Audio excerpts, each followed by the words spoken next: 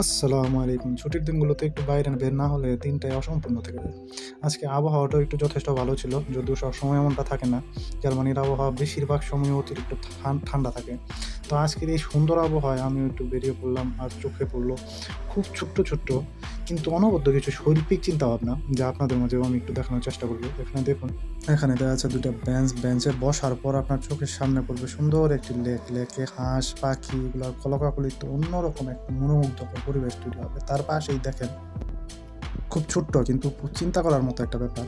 আপনি কোন জায়গায় দাঁড়ালে এই লেকটা সঠিক ম্যাপ পাবেন, কোথায় কি আছে, কোথায় শুরু হইছে, কোথায় শেষ হইছে, অ্যান্ড কোথায় কি আছে, পাখি, মাছ এগুলো সব ডিটেইলস দেয়া থাকে এগুলাতে। তো এইখানে দেয়া আছে। তো ব্যাপারটা খুবই লক্ষণীয়। আপনি আমাদের দেশেও হয়তোবা অনেক মানচিত্রে দেখবেন যে কোথায় কি আছে সেগুলা আমাদের বুঝতেই মানচিত্র দেয়া আছে কিন্তু সেগুলো বুঝতেই আমাদের সময় লেগে যায় অনেক। বাট এইখানে হচ্ছে আপনি কোথায় দাঁড়ালে এটা সঠিক তথ্যটা পাবেন, নির্ভুল তথ্য পাবেন, এটার একটা ব্যাপার দেয়া আছে। তো এইখানে দেখেন কিছুক্ষণ বসার পর আপনি যখন কিছু খাচ্ছেন সেটার একটা উচ্ছিষ্ট অংশ থাকবে, সেটা আপনি ডাস্টবিনে ফেলবেন। কি নিখুঁত চিন্তাভাবনা! এইসব চিন্তাভাবনা সত্যিই আমাদের চিন্তার বাইরে। তো এখন আমরা ওই লেভেলে চিন্তাভাবনা করতে পারি না। তাই হয়তোবা আমাদের মধ্যে কিছুটা ভুল এখনো রয়ে গেছে আরকি।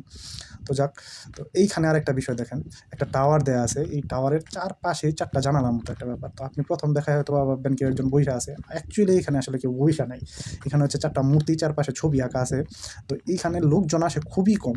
হঠাৎ ২-৪ জন যদি আসে, তারা যেন নিঃসঙ্গ ফিল না করে, যেন ভয় না পায়, এইজন্য হচ্ছে এটা একটা জাস্ট ভাস্কর্য দেয়া আছে যে কেউ একজন তাকে পাহারা দিতেছে। এটা একটা মনস্তাত্ত্বিক ব্যাপার।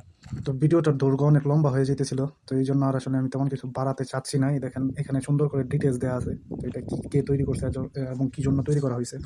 তো আজকের জন্য আল্লাহ হাফেজ। সবাই ভালো থাকবেন। আসসালামু আলাইকুম।